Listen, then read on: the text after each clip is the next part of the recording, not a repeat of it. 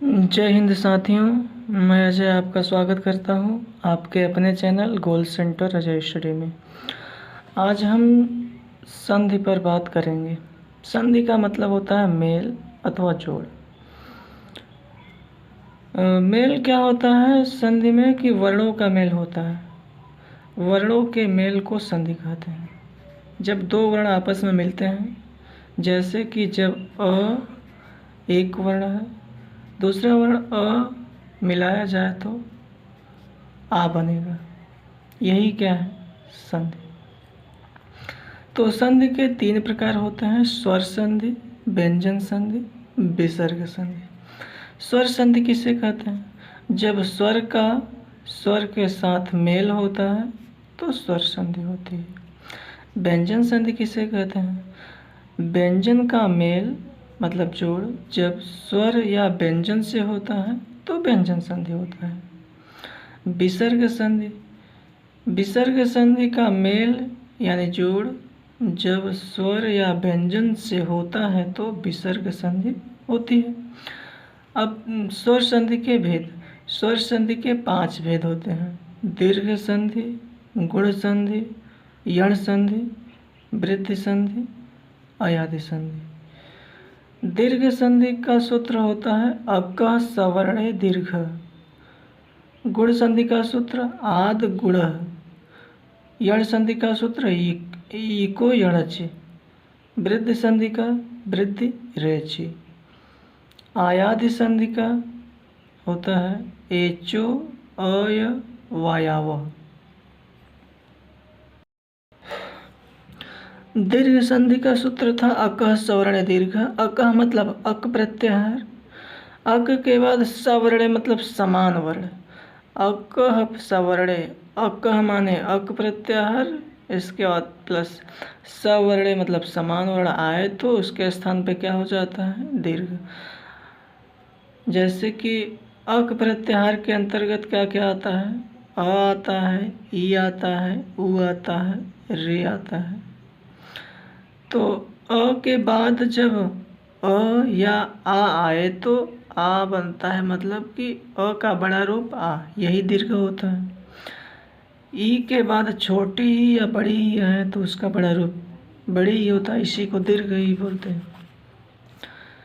छोटा ऊ के बाद छोटा हुआ है या बड़ा हुआ है, या बड़ा ऊ के बाद भी छोटा ऊ या बड़ा हुआ है तो बड़ा ऊ होता है। मतलब कि समान वर्ण आना चाहिए। ऊ के बाद ऊ, चाहे छोटा हुआ है चाहे बड़ा हुआ है। री के बाद री या बड़ी री आए तो बड़ी री। हमेशा दीर्घ बनने का मतलब बड़ा रूप बनता है। उदाहरण के तौर पे देव, धन, आलय। देव में व में अ है स्वर और आलय में आ है। जब अ और आ मिलेगा तो क्या बनेगा? बड़ा रूप आ बनेगा। उसी प्रकार व जब यहाँ निकला, व में अ निकला और यहाँ जगह आ, तो अ और आ मिलके आ बनेगा। और ये जो बना हुआ है ये स्वर लगेगा किसमें? पहले शब्द देव के अंतिम अक्षर व में। तो देव में जब आ की मात्रा लगेगी व में तो हो जाएगा देवा, और बचा है क्या? लय, तो ये हो जाएगा देवालय। अगला उदाहरण है अर्ध धन अंगिनी। अर्ध में अ है और अंगिनी में भी अ है। जब अ और अ मिलेगा समान स्वर तो बड़ा रूप बनेगा आ। तो आ लगेगा किसमें? पहले शब्द के अंतिम अक्षर ध में, तो हो जाएगा अर्धा। अर्ध था तो आ मात्रा लगेगा अर्धा हो जाएगा, और बचा है अंगिनी तो अर्धांगिनी हो जाएगा। इसी प्रकार ई का एग्जाम्पल है कवि, धन, इंद्र। तो कवि में बड़ी की मात्रा है और इंद्र में छोटी की, लेकिन है तो समान स्वर। ई के बाद ई आया तो बड़ी मतलब दीर्घ ई बन गया है। तो दीर्घ ई कहाँ लगेगा? पहले शब्द के अंतिम अक्षर, तो कवि हो जाएगा, और बचा है आधा न उतरा तो कविंद्र हो जाएगा। इसी प्रकार है रवि। रवि, धन, इंद्र। रवि में ई आया है, इंद्र में भी ई आया, दोनों में ह्रस्व स्वर मतलब छोटे ई की मात्रा है। तो जब ई और ई मिलके बड़ी ई बन जाएगा, दीर्घ रूप ले लेगा। तो ई बड़ी की मात्रा लगेगी इसमें पहले शब्द के अंतिम अक्षर मतलब कि रवि के व में लगेगा तो रवि हो जाएगा और आधा नत्र रविंद्र हो जाएगा। इसी प्रकार अगला एग्जाम्पल है लघु धन उर्मी। लघु में उ आया है और उर्मी में उ आया है, दोनों समान स्वर है, उ और उ मिलके बड़ा उ बन जाएगा। बड़ा उ लगेगा किस में पहले शब्द के अंतिम अक्षर लघु, घ में लगेगा तो लघु और हो जाएगा उर्मी, लघुर्मी हो जाएगा। इसी प्रकार वधु धन उर्मी है, वधु में भी बड़ा उ आया है, उर्मी में भी बड़ा उ, दोनों मिलके बड़ा उ बनेगा वधु। उ लगेगा किस में वधु, उधा में, तो वधुर्मी हो जाएगा। इसी प्रकार अगला एग्जाम्पल है मातृधन ऋणम। मातृ में भी री आया है, ऋणम में भी री आया है, छोटा री और छोटा री मिलके बड़ा री बन जाएगा।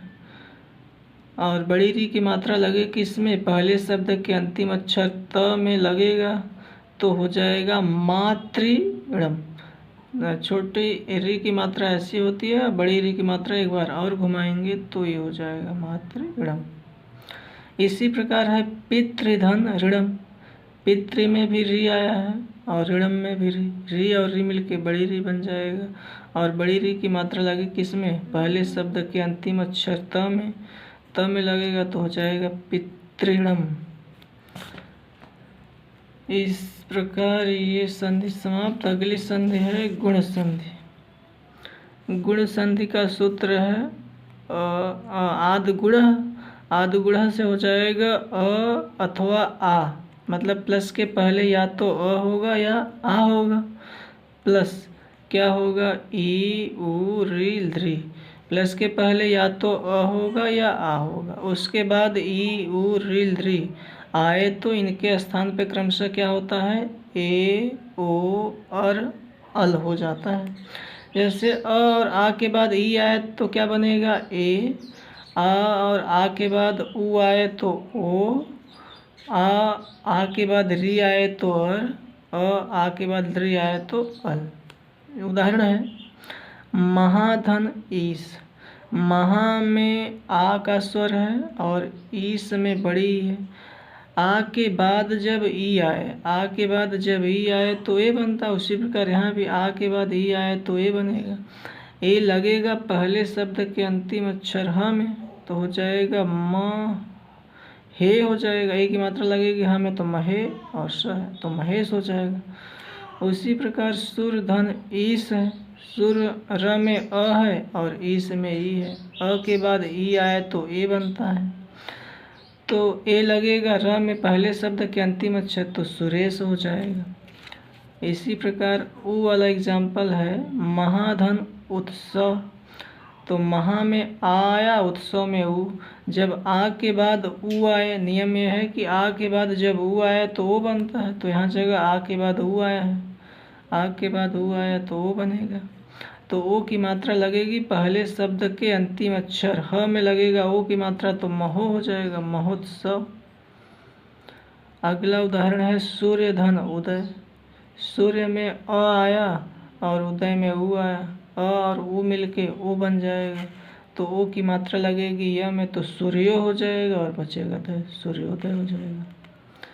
इसी प्रकार अगला उदाहरण है महाधन ऋषि। महा में आ आया, ऋषि में री आया।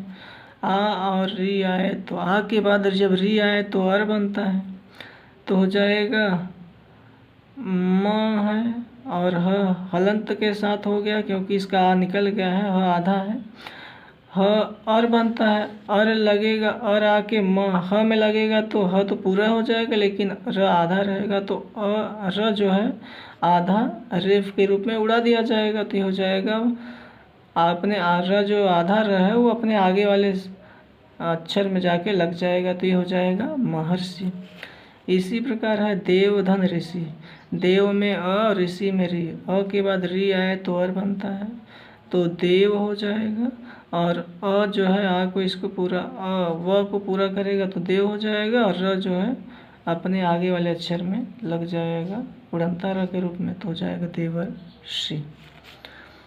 इसका अगला उदाहरण है मम धन लृकार। मम में अ आया, लृ आया लृकार में। अ के बाद लृ आए, अथवा आ के बाद जब लृ आए तो क्या बनता है? अल बनता है। तो यहाँ जगह मम में अ आया और लृ आया लिकार में, तो अ के बाद लृ आया तो अल बनता है। यहाँ जगह का अ निकल गया तो म आधा है, लेकिन म को पूरा करने के लिए ये स्वर अ आता है अल का, तो ये मम हो जाएगा और ल आधा ही रह जाएगा तो लकार, मम लकार हो जाएगा। उसी प्रकार तौ धन लृकार, तौ में अ है और लृ में लृकार में लृ है। अ के बाद लृ आए तो अल बनता है। अब बनेगा ये व जो है हलंत हो गया क्योंकि इसका स्वर निकल गया है, लेकिन इसको पूरा करने के लिए अ स्वर आएगा तो ये हो जाएगा त, और ल तो बचा रहेगा आधा ही, तो तौलकार हो जाएगा। आई होप आपको समझ में आ गया होगा। अगली वीडियो में मतलब अगला प्रकार इसका दीर्घ संधि हो गया है, दीर्घ संधि और गुण संधि हो गया। अगला संधि मैं आपको अगली वीडियो में बताऊंगा।